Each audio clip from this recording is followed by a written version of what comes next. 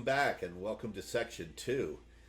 In Section 2, we're going to be learning about functions and what pure functions are, what the meaning of functional programming itself is, and the importance of these things.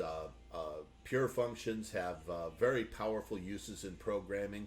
They help us solve a lot of problems that really entangle software in difficulties for the long term, especially during the maintenance cycle. So we're going to take a close look at what functions do and what they bring to the table, how to make them, and we're going to delve into the details of everything they can do. So I look forward to seeing you in the next lecture.